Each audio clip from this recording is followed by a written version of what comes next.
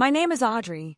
I'm 30 years old, and nothing could have braced me for the moment I watched my brother, Derek, strike my 6-year-old daughter, Lily, across the face, right in the middle of our family reunion.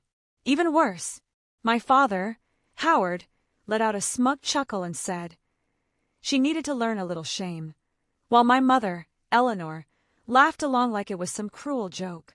They thought they could get away with it. They forgot the whole thing was being picked up by the documentary Mike we'd agreed to wear. Before I explain how I made sure Derek faced the consequences of that day, drop a comment with where you're tuning in from, and hit subscribe if you believe no child should ever need protection from their own family. Growing up as a Thompson meant knowing my place early on. I was the scapegoat, the child who always got it wrong, while Derek was the golden boy. He could do no wrong. That dynamic had been baked into our family long before I could put words to it. Our father, a high-powered corporate lawyer, held strict expectations for his children. Derek checked every box. Athletic, smart, and most importantly, just as domineering as Dad. I looked like my mom, Eleanor, but we were nothing alike. She enforced my dad's rules without question, while I was always the one asking why. That made me the difficult one. Audrey just never learned how to act properly, my mother would say to anyone who'd listen at family gatherings. Not like our Derek. By the time I was 16, I'd learned how to disappear, keep my head down, mouth shut, and count the days until I could leave. When I met Jason during my freshman year of college, I thought I'd found my way out. He was kind, attentive, and more than anything, he truly saw me, something my family never had. We got married when I was just 20. Too young, probably, but I was desperate to build the kind of family I never had. My parents came to the small ceremony wearing fake smiles, picking apart everything from my dress to the decor. Derek showed up with a pricey gift and gave a toast that sounded supportive but dripped with disdain. Didn't think my little sister would find someone willing to sign up for this, he joked, earning a few awkward laughs. You're brave, Jason. Best of luck. For a little while, I believed I'd escaped the toxicity. Jason and I moved into a modest apartment, and I balanced part-time work with finishing my communications degree. We weren't rich, but we were content. When I got pregnant at 24, it felt like everything was finally falling into place. Lily was born on a rainy Tuesday, just over 7 pounds of pure light, with Jason's blue eyes and my dark hair. The moment I held her, I made a silent vow she would always feel loved for exactly who she was. She would never have to earn her worth.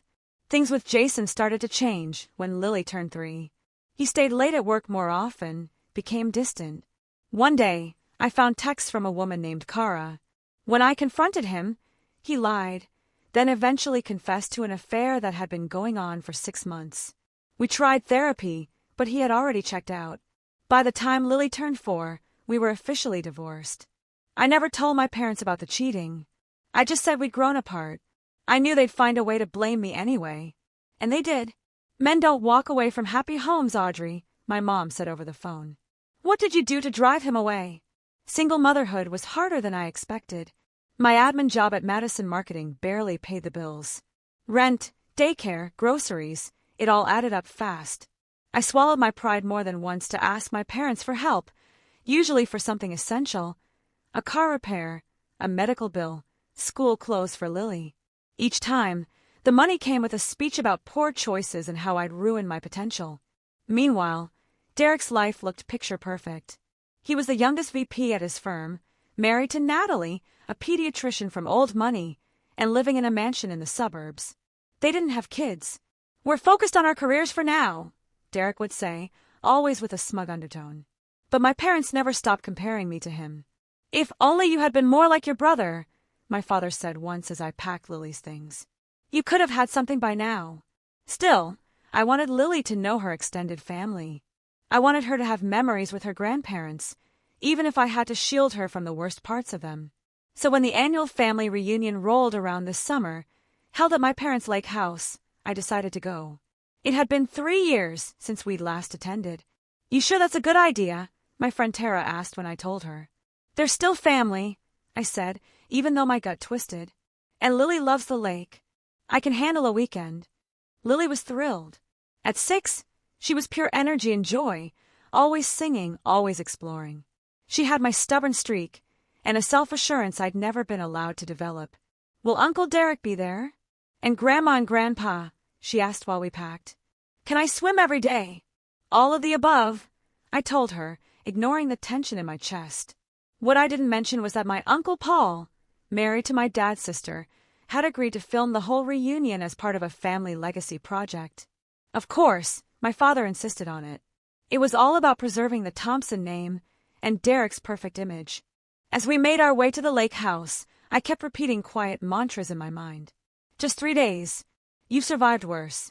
You're not that scared little girl anymore. Lily won't go through what you did, not on your watch. But hindsight is a cruel teacher. You can't shield someone from a storm when you're walking them straight into it. Some realizations only come after the damage is done."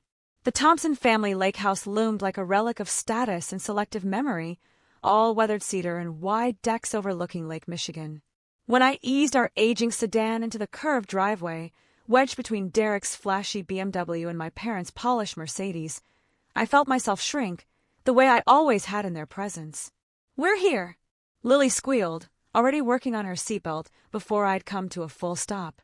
Her joy was innocent and infectious, completely unaware of the tension coiled inside me. "Can I see the lake now?" "Let's unpack and say hello first," I told her, faking ease with a smile. "Then you can go wild." The front door swung open as we approached. My mother stood there in crisp, white linen pants and a cashmere sweater, despite the heat, her hair as flawlessly styled as ever. "There you are," she said, eyes scanning me like a checklist before offering Lily a warmer look. "We almost thought you weren't coming." "Traffic was rough," I replied, accepting her brief, cool embrace. "Good to see you too, Mom." Inside, the house buzzed with the clinking of glasses and murmurs about stock portfolios. My father stood near the stone fireplace, chatting with Uncle Robert. He barely paused his discussion to nod in my direction. Derek and Natalie came out of the kitchen, his arm casually slung over her shoulders like a claim. Derek resembled Dad, tall, broad, but his edges were sharper, his eyes always calculating. His smile never quite touched them.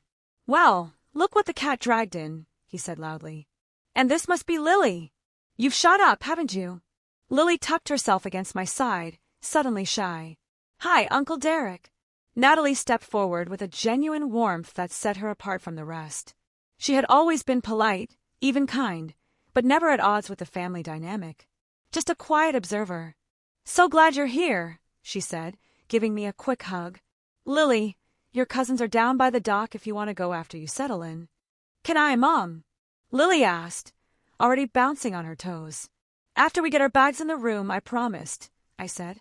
Derek took a sip of bourbon, watching me over the rim of his glass. "Still working that little marketing job? Assistant to someone important, right?" "Administrative assistant," I said flatly. "And yes, still there. I just got a small promotion last month, actually." "How impressive," he said with fake cheer. "I just closed a 7-figure deal with Anderson Tech, Dad. Did I tell you about the bonus?" My father lit up and clapped him on the back. "That's my boy. Always climbing." Off to the side, Paul, my brother-in-law, was adjusting his camera equipment by the bay windows. He caught my eye and gave me a small, knowing nod. Paul had married into the family, but his values had never quite aligned with theirs. He saw through the performance, just like I did, getting all our best angles. I teased as I passed. "Trying," he said under his breath. "Your dad wants a lot of Derek talking about his career. I've got wireless mics set up in the common rooms to capture the real moments." Our assigned room was the smallest one in the house. No lake view, just a slice of a neighboring yard. I helped Lily unpack while she babbled about swimming and practicing her new song. "Can I wear the blue swimsuit? And can I sing for everyone like I practiced?" My chest ached. Her spirit, so open, so proud, was everything I had buried as a child. "Of course, sweetheart. Just wait for the right moment, okay?" Dinner was a performance as usual. My father steered every conversation back to Derek's accomplishments. My mother found passive-aggressive ways to comment on my appearance. "Have you thought about a more mature hairstyle? Am I parenting?" Lily's very lively. Maybe she'd benefit from more structure. Even Lily's cousins had absorbed the family pecking order. They corrected her, mocked her when she sang too loudly, and politely left her out of games. Not cruelly, but clearly. And she noticed. While washing dishes later, Aunt Linda joined me. Derek mentioned things have been rough since the divorce, she said. We've got an opening in the mail room if you're looking for stability. Thanks, but I'm actually leading a project at Madison now. It's going well. She patted my arm like I was delusional. Well, it's good to have options when we're honest with ourselves. That night, I found Lily unusually quiet as I tucked her in. You okay, baby? She traced her finger in slow circles on the quilt. Cousin Emma said my singing is annoying. And Uncle Derek said girls shouldn't be loud if they want people to like them. I closed my eyes for a beat. Breathe through the old, familiar rage. Your voice is beautiful, Lily. And you never need to shrink yourself to make others comfortable. Grandpa said you were loud, too. And that's why you got in trouble a lot. I managed to smile. Well, Grandpa was wrong. Especially when it comes to your mom. She giggled, and I kissed her cheek. Tomorrow will be better, I whispered, though I wasn't sure I believed it anymore. We'll swim, we'll laugh, it'll be just us, I had promised. But that night, lying awake in the unfamiliar bed while laughter and clinking glasses echoed from downstairs, I couldn't shake the certainty growing in my chest. I had made a terrible mistake bringing Lily here. Some places remain poisonous, no matter how many years pass. And the Thompson Lake house was revealing itself to be exactly that kind of place. Morning broke in a flood of light, sunshine streaming through the flimsy curtains.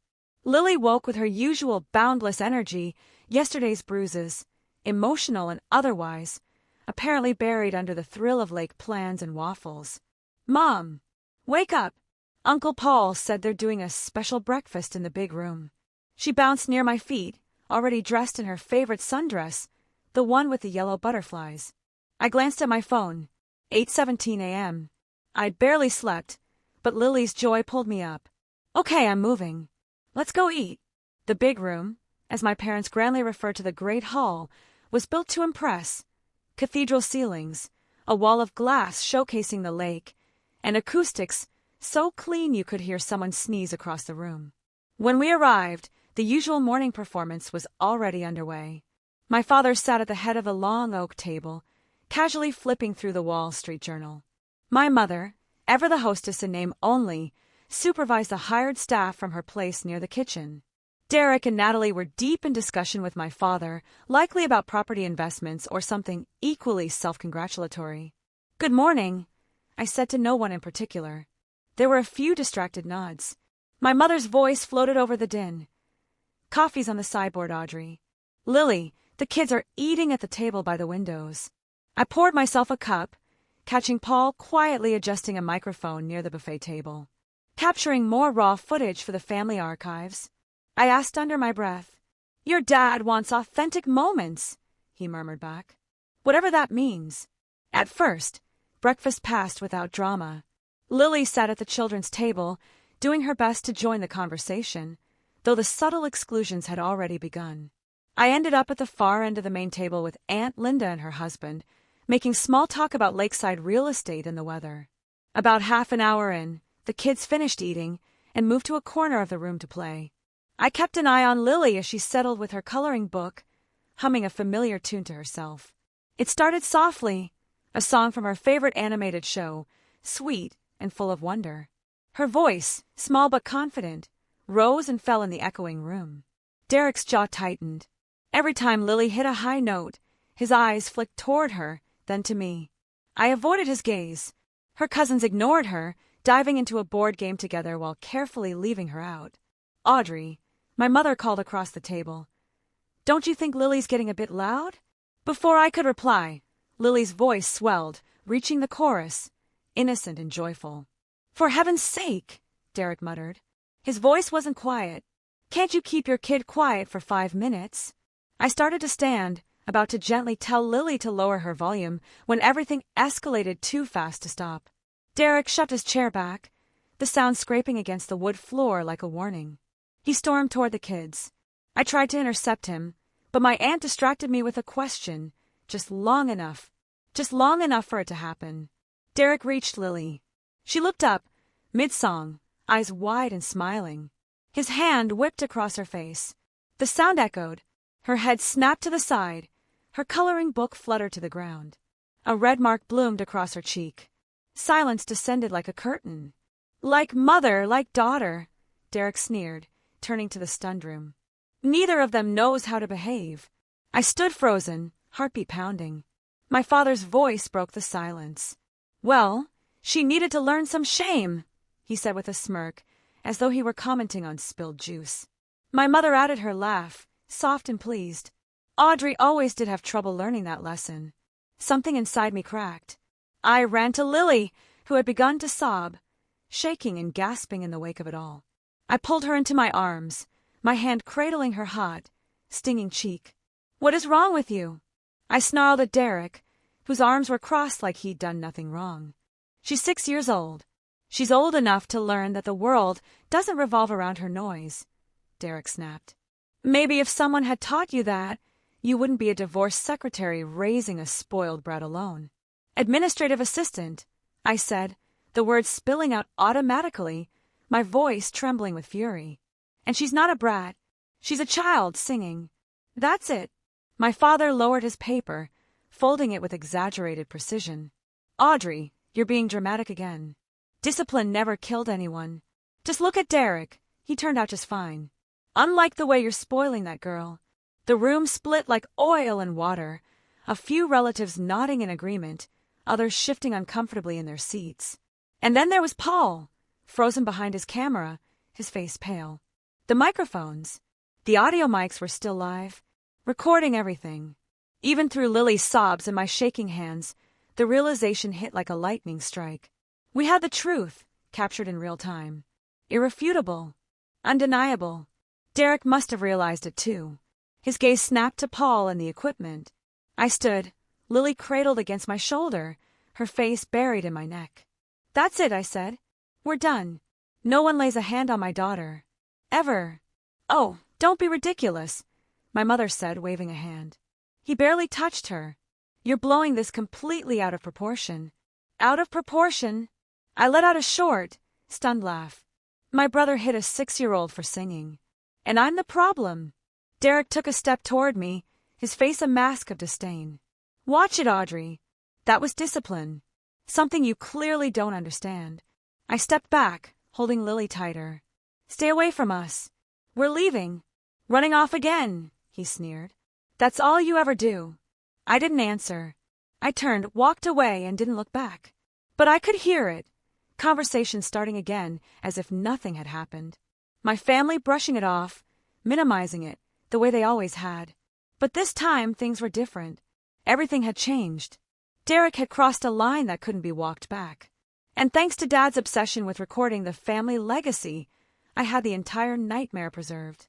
In our tiny guest room, I gently laid Lily on the bed. She was still crying in quiet hiccups, the imprint of Derek's hand burning red on her cheek. I dampened a washcloth and held it gently to her face. It hurts, Mommy, she whimpered. Did I do something wrong? Is that why Uncle Derek hit me? Her words broke something inside me. No, sweetheart. You did nothing wrong. Nothing. Derek was wrong. He should never have touched you. But Grandpa said. Grandpa was wrong too, I said firmly. Nobody ever gets to hurt you for using your voice. Your singing was beautiful. As her crying faded and she curled into me, I began throwing things into our bags with trembling hands. We had to leave before they tried to twist this, to rewrite reality until even Lily doubted her pain. A soft knock startled me. Who is it? I asked, positioning myself between Lily and the door. It's Paul, came the low reply. Just me. Can I talk to you for a minute alone? I cracked the door open, uncertain. Now's not great, I said warily. Paul's expression was tight, grim. I got it all. Every word. The slap. What Derek said, what your parents said. It's on tape. I can make a copy before anyone tries to bury it. My breath caught.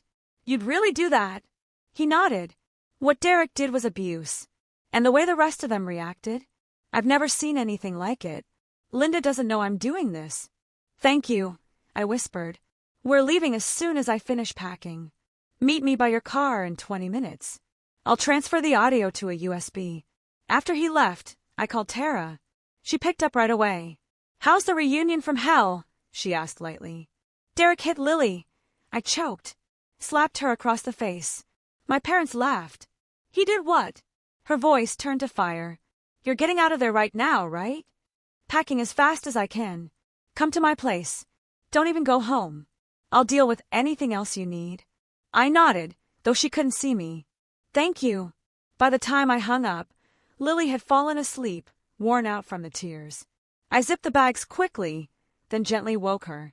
Hey, honey, we're going to see Aunt Tara, okay? Okay, she murmured, her voice quiet and fragile. We crept downstairs, our things in hand, but my mother spotted us near the front door. Where do you think you're going? She demanded. Home, I said evenly. After what happened, did you really think we'd stay? Oh, come on, she scoffed. It was barely a tap. You're making a scene again. I turned slightly, revealing Lily's face. The imprint was still there. Still undeniable.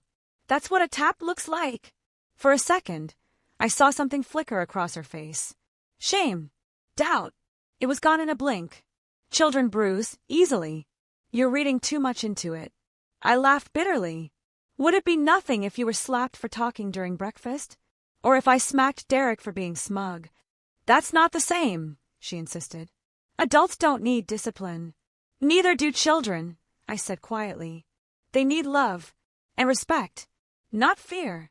At that moment, my father appeared behind her. Audrey, stop being hysterical. Sit down. Have a drink. We can talk this through like adults. There's nothing left to talk about, I said flatly, steering Lily toward the door. We're leaving. If you walk out that door, my father said, voice suddenly sharp, don't expect another cent from us. No more bailouts when you can't pay your rent. It was the kind of threat that used to stop me cold, a reminder of my financial tightrope and the net they dangled when it suited them. But not today. Keep your money, I said evenly. It's not worth the cost anymore. Just as I reached for the door handle, Derek appeared in the hallway, cradling a glass of whiskey like it was a trophy. Running again, Audrey, he sneered. You always did crumble when life got tough. Can't face the consequences of your own failure as a mother. I turned to face him, steady. The only thing I'm running from is letting my daughter believe that it's normal for men to hit children. Have a good life, Derek. I hope your mask was worth ripping off. His face tightened. Is that a threat? No, I said, swinging the door open. It's a mirror. Outside, Paul was waiting near his car, mostly obscured by a row of tall pines. He stepped forward and slipped a USB into my hand.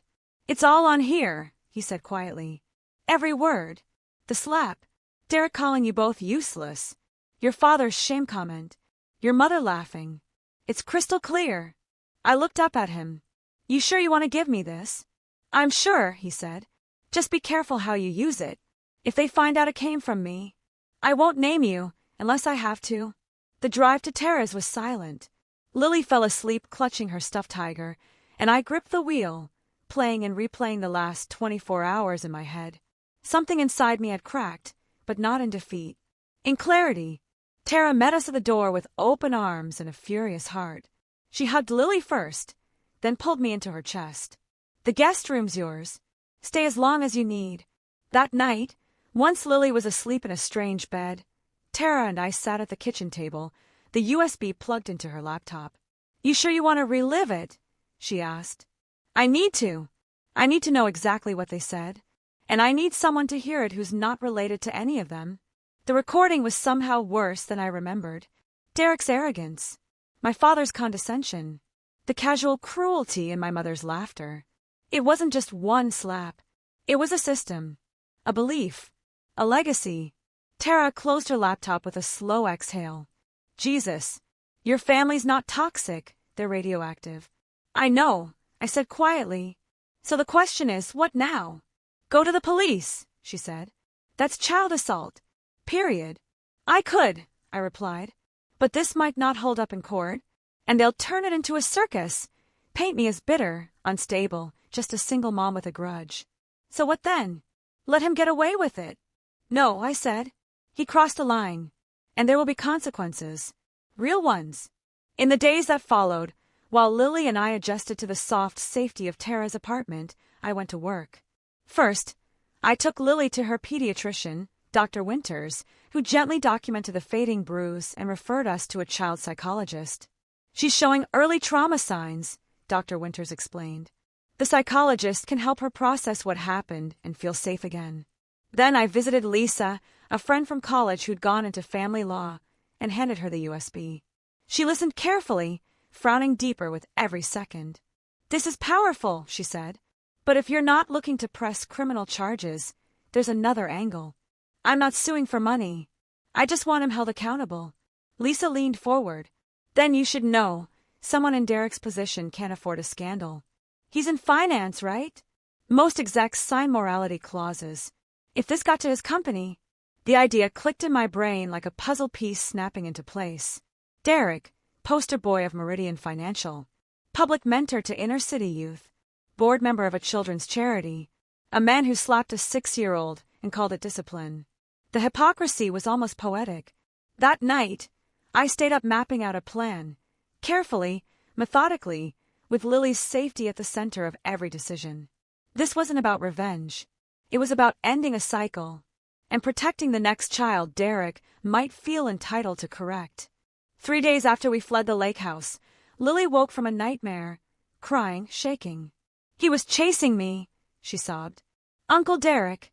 He wanted to hit me again for singing." I held her in the dark, whispering promises I meant this time. "You are safe. You are loved. No one will hurt you again." That was the moment. The decision solidified. Derek had stolen something from my daughter. Her trust, her joy, her voice. The same thing my parents had stolen from me. But it ends with us. The next morning, I started making calls. My plan began with one word: documentation. I booked an appointment with Dr. Melissa Garner, the child psychologist recommended by Dr. Winters. Her calm presence was reassuring from the start, and her credentials were exactly what I needed. She specialized in trauma recovery and had experience testifying in child abuse cases. After Lily's first session, Dr. Garner sat with me in her office, her expression grave but compassionate. "Lily is showing textbook signs of acute stress," she explained. "Heightened anxiety, especially around men. Trouble sleeping. Withdrawal from things she used to enjoy, particularly singing." My stomach clenched. "Will she recover?" "She can," Dr. Garner said gently.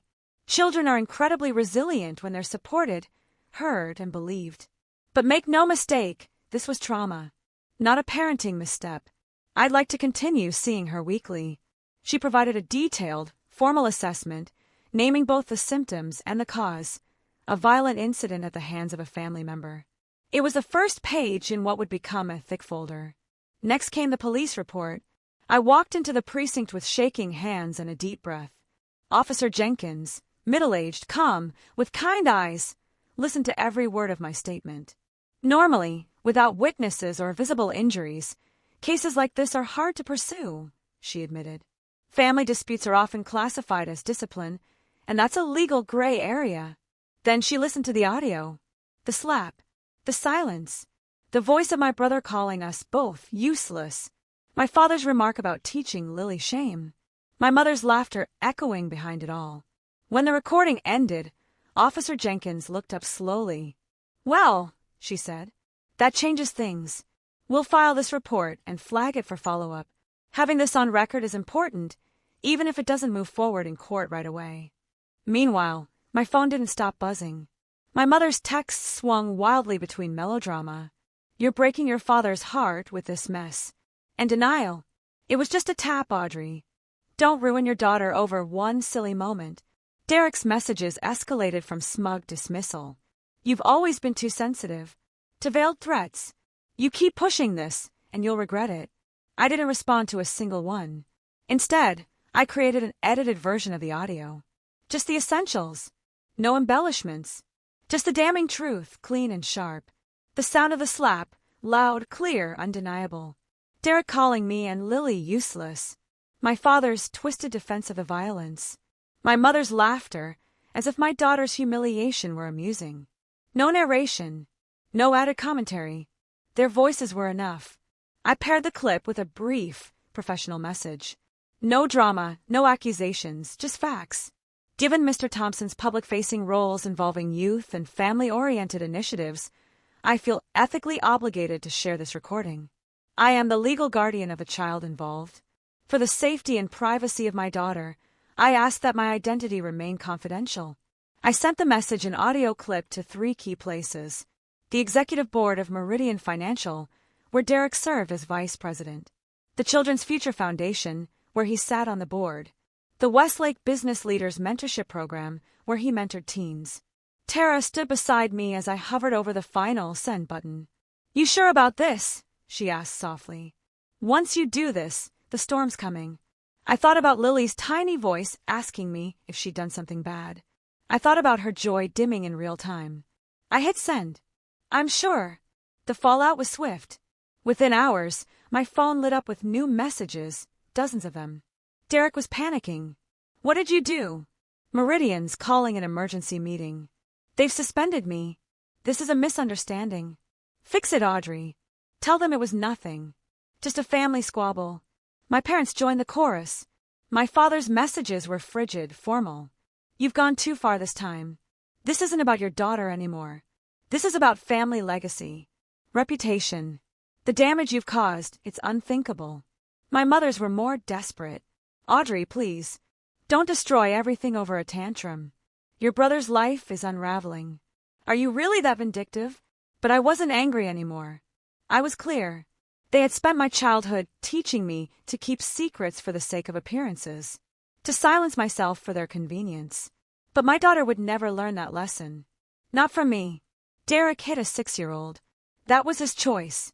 Now, he was learning what it meant to be held accountable. 3 weeks after the slap that shattered everything, the ripple effects had become tidal. Derek was no longer the rising star at Meridian Financial. Stripped of his title, removed from the public eye, and quietly reassigned to a back-office role, he was no longer paraded around at events or featured in glossy brochures. His name was still on the company website, for now, but buried so far down it might as well have been erased. The Children's Future Foundation updated their board roster with no mention of him at all. Not even a footnote. And the mentorship program? Gone. Paused indefinitely. Privately, one of the organizers messaged me to say they'd be reevaluating their vetting process entirely. At Lily's school, the teacher who once seemed coolly observant now greeted us with a warm smile. The principal personally called to offer accommodations and resources. Word had traveled through the community, not because I spread it, but because the recording had a gravity of its own. People talk. People listen. For the first time, people believe me. Strangers offered quiet nods of solidarity at the grocery store. A mom I barely knew from Lily's art class left a note in my mailbox. "I heard. You were brave. You protected her. I didn't once, and I wish I had."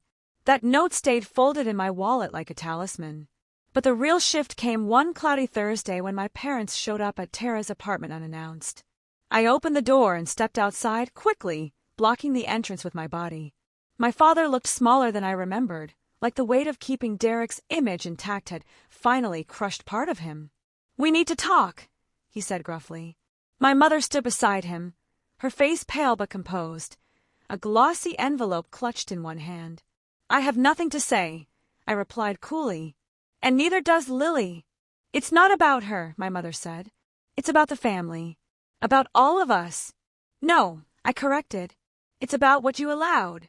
My father exhaled, glancing around the quiet street as if expecting an audience. "She's a child," he said finally. "He never should have touched her. That was the mistake." It wasn't an apology, but it was the closest I'd ever heard to an admission of guilt from him. My mother held out the envelope. "It's a letter.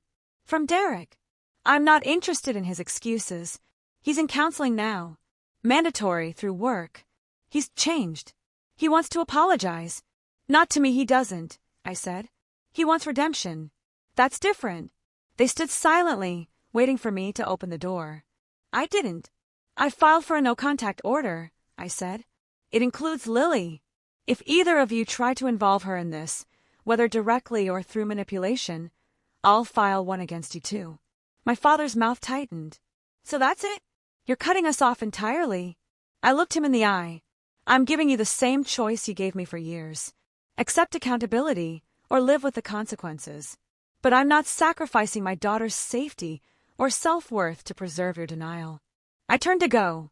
And if you come here again, I added, glancing back, I'll call the police.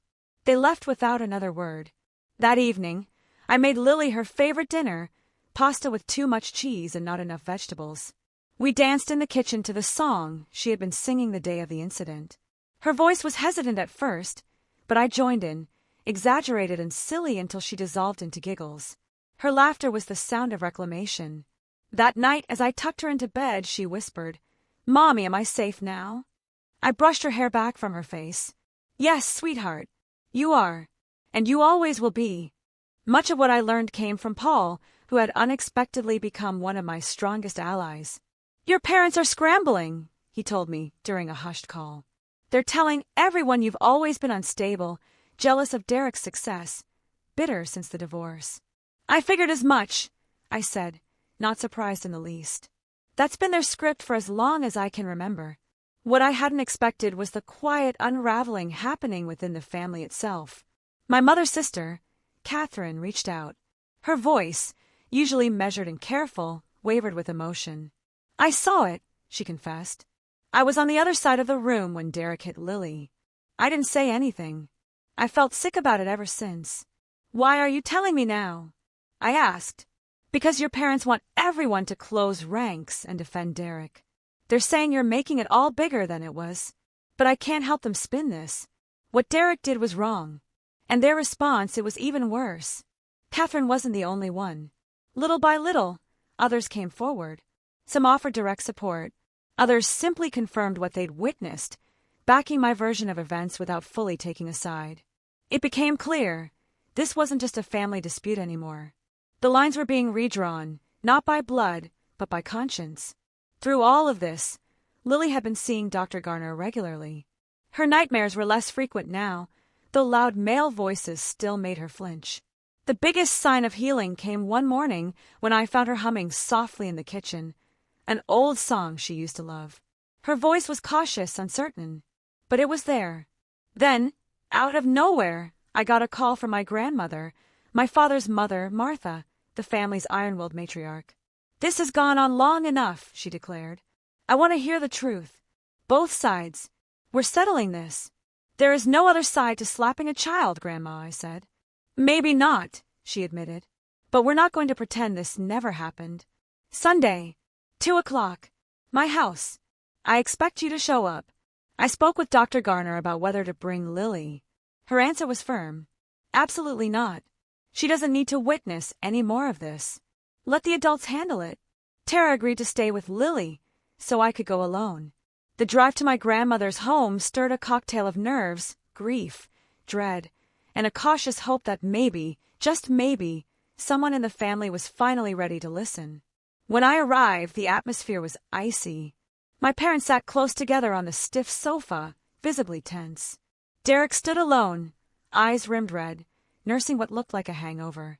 Natalie sat away from him, looking like she hadn't slept. The rest of the extended family filled the room in tight silence, unsure where to land. My grandmother entered last, leaning on her cane, but still commanding the space. "I've seen this family through births, deaths, wars, and weddings," she began. "But I've never been more ashamed of what we've allowed ourselves to become." My father straightened. "Mother, if you'll let us explain." "No, Howard," she snapped. "Paul gave me the recording. I heard everything." The room froze. She turned to Derek. "You struck a little girl for singing. Then mocked her mother. That isn't discipline. That's disgrace." Derek's face flushed. "It wasn't a real slap. Everyone's overreacting." "Don't speak," she said coldly. "When an adult lays hands on a child, it's not about force. It's about betrayal." She turned her fury to my parents next. "And you laughed. Dismissed it. Defended it." My mother's calm slipped. "Martha, you don't understand. Audrey's always been dramatic. Always stirring conflict." Grandma's voice dropped to something colder than anger. "I raised your husband. I know exactly how Derek learned to be this way." My father said nothing. I watched Howard take the same treatment from his father, and I did nothing. I thought it was normal back then. I was wrong. She turned to me. "You did what I should have done for my own son. You drew the line. protected your child. That took courage, and it deserves respect. I hadn't expected validation from her. For a moment, I had no words. But understand this, she said, scanning the room. We are at a reckoning. Healing only comes with truth, and truth requires accountability. Derek scoffed, stepping away from the wall. Accountability? I've lost everything. My title, my board seat, my reputation. What more do you people want? Finally, I found my voice. This isn't about revenge, Derek. It's about facing what you did. Lily doesn't sleep through the night anymore. She stopped singing for weeks. She thought she was bad. My throat tightened. Because of you. Because the adults in her life made her feel that joy was something to be punished. Derek looked stunned, like he'd never truly imagined the impact. You say you didn't mean to hurt her, I said. Maybe you didn't, but you meant to silence her. To make her small. That's what this family has always done. My eyes swept the room. But intentions don't erase outcomes. No one spoke for a long time. This wasn't closure. Not yet. But it was the start of something my family had never truly experienced before. Consequences. Truth. And maybe, just maybe, a chance to break the cycle. My father shot to his feet. This is absurd, he snapped. We've indulged this melodrama long enough.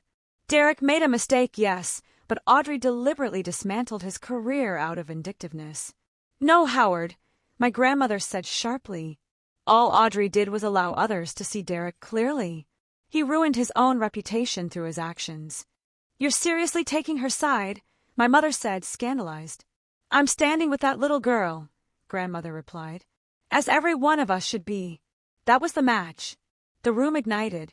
Years of silence shattered as voices rose, not in argument, but in long-suppressed truths. Aunt Catherine spoke first, recalling how my father had disciplined me with frightening severity, while Derek had always been coddled and protected. Cousin Jennifer shared that, years earlier, Derek had twisted her son's arm for talking back at a family picnic. Uncle Robert hesitantly admitted he'd once seen Derek shove a business partner during a heated moment on the golf course. Just locker room behavior, he told himself then. Piece by piece, a picture formed. One of unchecked aggression. A lifetime of excuses. And parents who enabled it all. As the pattern became undeniable, Derek sat silently, his face growing redder. My parents grew quieter, their defenses faltering. Then Natalie's voice cut through the room like ice. I'm separating from him. A collective hush swept the room. What? Derek stared at her, stunned. This has forced me to confront things I've been pushing aside for years, she said evenly. The yelling, the threats, the things you break when you're mad, the way my stomach knots when I hear your car door slam. I've never laid a hand on you, he protested. No, she said, but now I see where it was heading, and I'm not waiting for it to get worse. My mother, desperate to regain control, tried one last tactic. Natalie, marriage isn't always easy. You don't throw it all away over one heated moment. It wasn't one moment, Natalie said, her voice steady. It was a long pattern. And I'm done. The conversation went on for hours. By the time the last words were spoken, everything had changed. The family as we had known it, built on hierarchy, denial, and performance, had fractured. Not by bloodlines, but by integrity. Derek lost more than his title. He lost the uncritical loyalty that had protected him his whole life. And my parents were left facing a decision: continue denying the damage they allowed, or risk losing their connection to a granddaughter who no longer felt safe around them. As I gathered my things, my grandmother placed a hand over mine. This won't fix overnight, she said gently. But the change has started, and that matters. In the following weeks, consequences took root. Meridian Financial issued a carefully worded public statement reaffirming their commitment to family values, clearly distancing themselves from Derek without naming him outright. His role was downgraded, and he was mandated to begin anger management therapy to keep his job. Natalie moved out and filed separation papers. Over a quiet coffee, she told me she'd suffered 2 miscarriages over the years. She suspected, now, that the stress of living in a constant state of tension had played a role. My parents tried to patch things over in clumsy, calculated ways. My mother invited me to dinner as if nothing had happened. My father sent a stiff email calling the whole ordeal an unfortunate misunderstanding. But I stood firm. I told them plainly, if they wanted a relationship with us, they'd need to acknowledge what happened to Lily, take accountability, and commit to her emotional safety. Whether they ever would was up to them. But what changed most profoundly wasn't my family, it was me. The woman who once swallowed mistreatment now spoke with clarity and confidence. The mother who had tried to rebuild connections with people who hurt her now knew better. She'd drawn a line and kept it. 6 months after that awful day at the lake house, I sat in Dr. Garner's office, listening to Lily's progress update. "She's healing beautifully," the psychologist said with a smile. "Children bounce back with the right support. And you gave her that." "I didn't stop it from happening," I said, guilt still lingering. "But you did everything right after it happened," she replied. "You believed her. You took action. You made her feel safe again. That's everything." Driving home, I thought about all we'd gained in the ruins of what we lost. Our apartment, once a symbol of what I couldn't afford, now echoed with laughter and songs. Lily sang again, unapologetically. I no longer searched for approval from people incapable of giving it. I had found my own strength. And more importantly, I had shown my daughter what strength looks like. The road ahead wouldn't be easy. But for the first time in my life, I was walking it freely. With purpose, with peace, and with Lily's small hand wrapped tightly in mine. Lily's healing continued to astound me. Dr. Garner had scaled back our visits to once a month, noting that Lily's progress had exceeded expectations. "She's singing again," I told her at our latest appointment, emotion catching in my throat. "Not just around the house." She joined the kids' choir at the community center.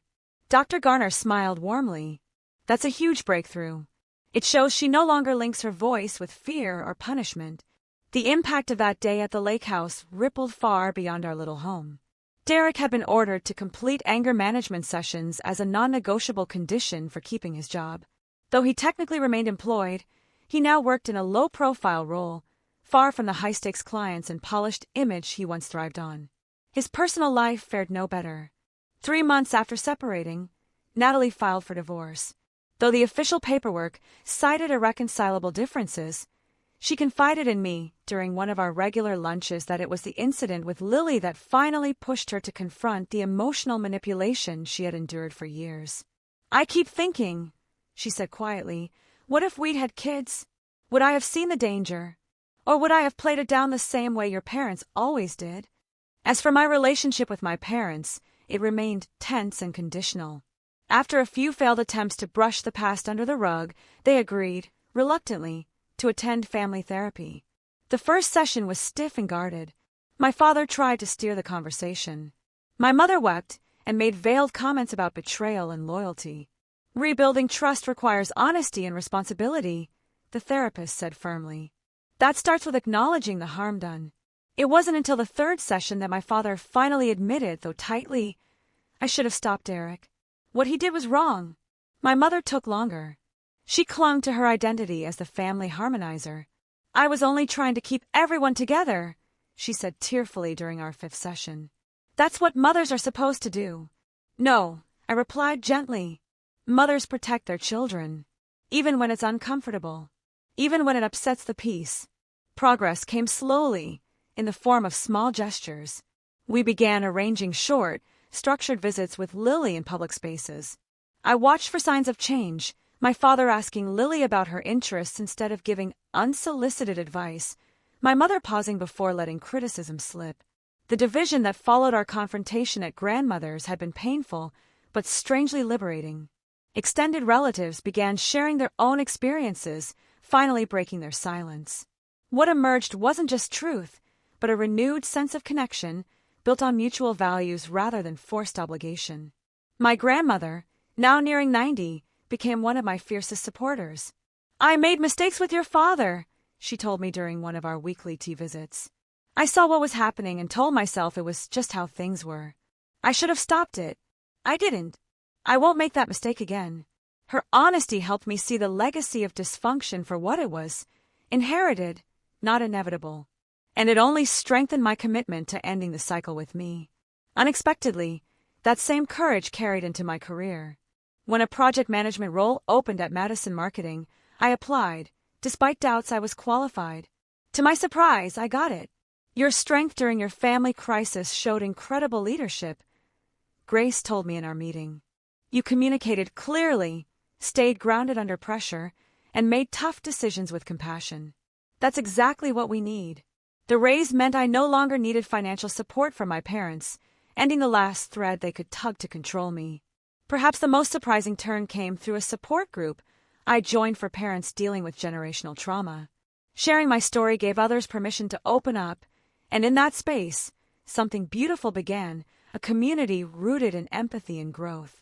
With encouragement from the facilitator, I began speaking at local events, helping other parents recognize the signs of toxic family dynamics and how to navigate them with courage.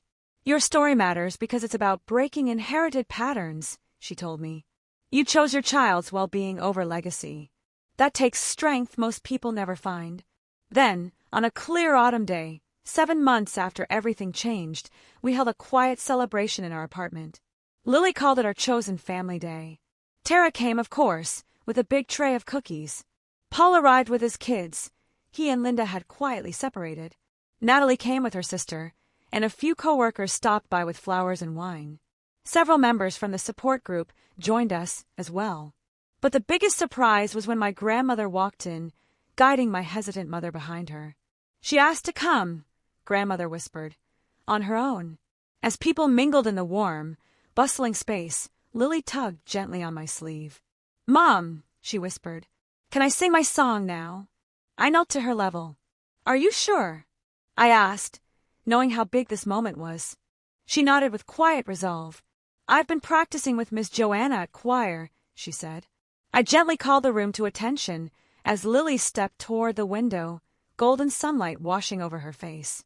She stood tall, and when she began to sing, not the playful tune that had once provoked cruelty, but a soft, heartfelt ballad about bravery and self-expression, the entire room hushed in reverence. Her voice, pure and unwavering, floated through our home without hesitation or fear. As I watched her, shoulders back, eyes glowing with newfound confidence, I felt my throat tighten and my vision blur with tears. This wasn't just recovery. This was triumph. This was joy reclaimed. When the final note faded, the room burst into applause. Even my mother, who had once dismissed Lily's song with laughter, dabbed silently at her eyes. She sings beautifully, she whispered. I should have said that back then. You should have, I replied evenly. But what counts now is what you say, and do from here on. That night, once the guests had gone and Lily had fallen asleep, I sat alone on our balcony, watching the last of the sun melt into the horizon. The past 7 months had tested every part of me. I had let go of long-standing relationships that no longer served us, and in doing so, opened the door to deeper, truer connections. I'd walked through financial fear, only to find unexpected professional strength. Most of all, I had shown my daughter what it means to be protected, fiercely and without apology. There would still be difficult days, hard talks, boundary setting, continued healing. But for the first time I felt free. Free from the weight of generational silence. Free from the need to keep the peace at the cost of my soul. Free to raise my daughter in a home where love meant safety, not sacrifice. Derek's slap was meant to diminish her. Instead, it sparked a reckoning that gave rise to truth and to strength I never knew I carried. As mothers, we cannot always shield our children from hurt, but we can teach them to rise from it, to claim their voices, to understand that strength isn't about control, but about standing in truth, even if you stand alone. My brother hit my daughter for daring to be joyful. My parents laughed, and in that moment, they revealed who they truly were. But they also gave me clarity. Some ties need to be cut to allow healing. Others can be mended, not to what they were, but to something wiser, braver, and far more real. Have you ever had to choose between loyalty and doing what's right? If this story moved you, I'd love to hear your thoughts below. And if you believe in the power of truth, healing, and reclaiming your voice, please like and subscribe for more stories like ours. Remember this: you have the right to speak, to take up space, to be loud, joyful, and whole, just like Lily, singing again in the sunlight. Thank you for being part of our story,